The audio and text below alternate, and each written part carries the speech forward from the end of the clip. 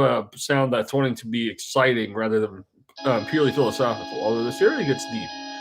But, I mean, it really gets special when we get to Fragile in 1971. I have so many fond memories of going out to the lake listening to this album, Close to the Edge. But, I mean, the lineup here is just quite amazing.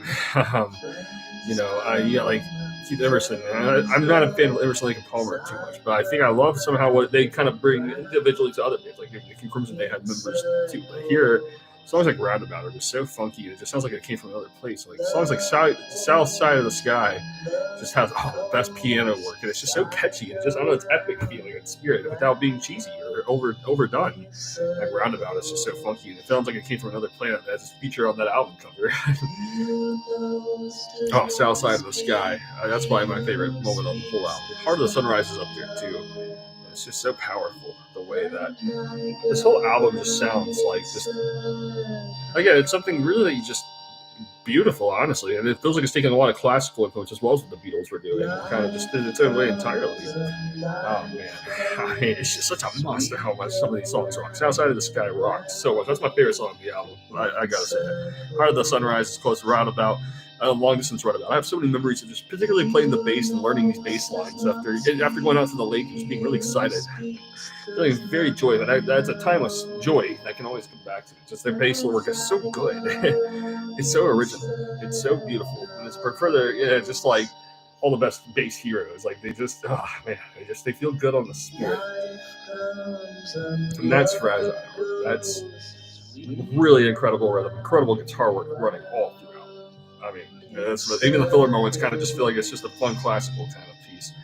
Then you get 1972 Close to the Edge. Oh man, this is a granddaddy epic of just about the coolest that sound ever. This literally just sounds like Abbey Road just evolved somewhere. Pretty much like how the album Karma by Pharoah Sanders is an expansion of like Love Supreme by John Coltrane. This is a similar feeling of being an expansion of the Beatles' Abbey Road. I just feel like you got all the best, most talented progressive rock musicians getting together here to just literally take you through an album that was bound to just, it's out to blow you away in the biggest, most epic way possible. I mean, the way that the technicality here is combined with pop melodies is about the most genius album ever, because it's literally both complicated and catchy. That's the genius that Abbey Road's laid out. This just took it even further, because it sounds so fantastic. And like it's just going for this whole new level of perfection without being cheesy. I mean, this should by all means be cheesy. There's just a lot of stuff going on in the year 1972 that should have been cheesy, but it just wasn't. Like Godfather, this is a massive year for art. And this album, jeez, this album, the Esquina by Milton Nascimento too. It's just so catchy, and it's kind of abrasive in moments, but it's really happy ultimately. That's what I like about Yes. They're ultimately expressing a feeling that's very, very joyful. It's as joyful as like the best psychedelic pop, but it's more of a rawness slipping into it, more funk, more groove and energy that makes this better. It holds up as even better momentum. It's this perfect early 70s kind of sound.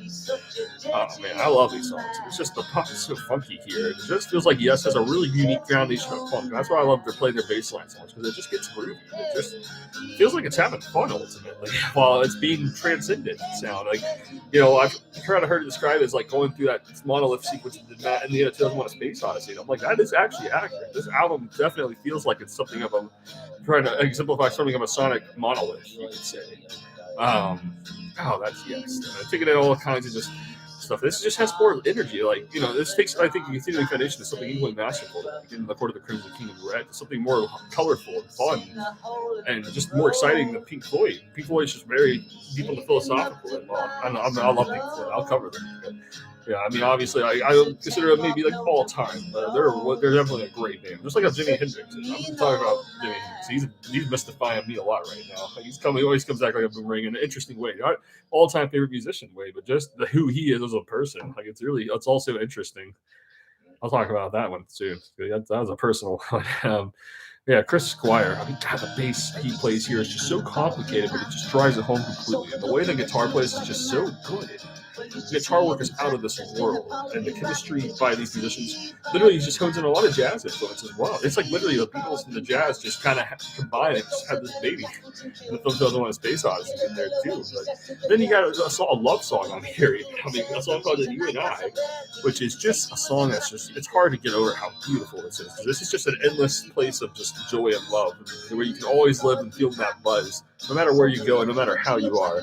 That's the way. That's kind of what the optimism this band expresses, and I feel optimism in this band. I think that's really what hits me.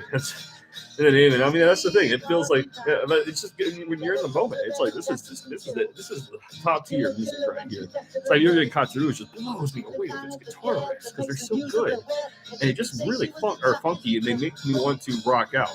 I mean, yes, makes me want to rock out. And this album is perfect whenever you're waking up in the morning. You just need something to really boost yourself, and I think this is as good of a job as drinking a lot of coffee for me. I love drinking some coffee. I mean, this is perfect with some good coffee. It's just really, really feeling jazzed up for the day in a very rock and roll kind of way. Pop also, because this is that perfect of an album, honestly. This is one of the best ever. Literally, this should make my top 20, most definitely, because this is genius. It's not over stylized. There's substance living in these songs. They're all rhythmically so complicated, right amount of complicated and perfect, while being listenable and fun the entire way through. All three of those songs are perfect masterpieces, grand genius masterpieces. And you got the album Tales from the Toppographic Oceans in 1973. And honestly, this is where the Yes kind of had a flip side. I feel like they made this masterpiece now. It just feels like it's tired. It feels like when I listen to albums like this, I certainly hear a foundation of like punk being out there. And I'm like, yeah, it makes sense why punk had to happen. And you hear a lot of progressive rock albums kind of like, kind of aside from Pink Floyd, like a lot of stuff in the mid 70s was getting a little too cheesy. So it's like punk had to come around and just rip it up a little bit, you know, rip up what this is doing, and what psychedelia is. This is almost in the root of end of psychedelia, where and when it's progressive rock, it's just borders on being really cheesy.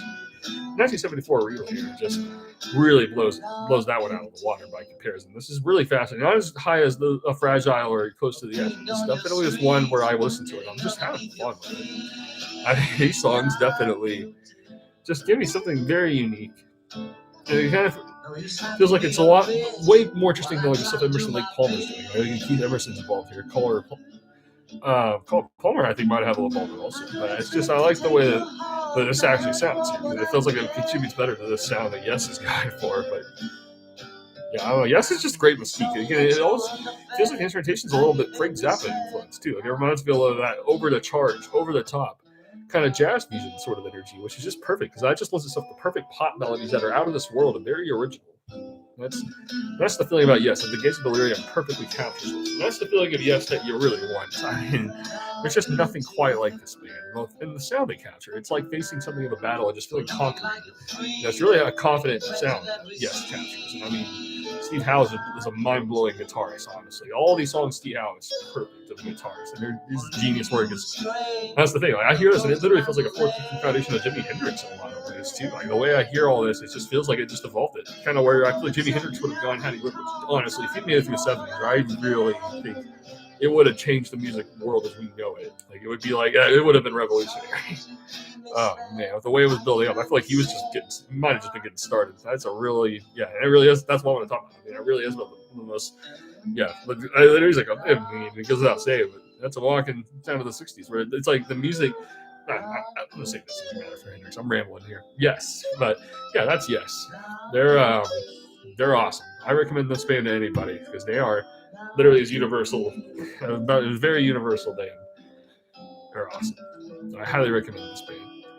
And all of these songs, and I know like there's something Odor of a Lonely Heart, which in the 80s. I know it's catchy, it's poppy, but it's not a personal favorite next to how great their best moments are here in the early 70s. I mean, this is just all-time masterpieces. I can always go out in the lake and just enjoy these songs. Highly recommend them.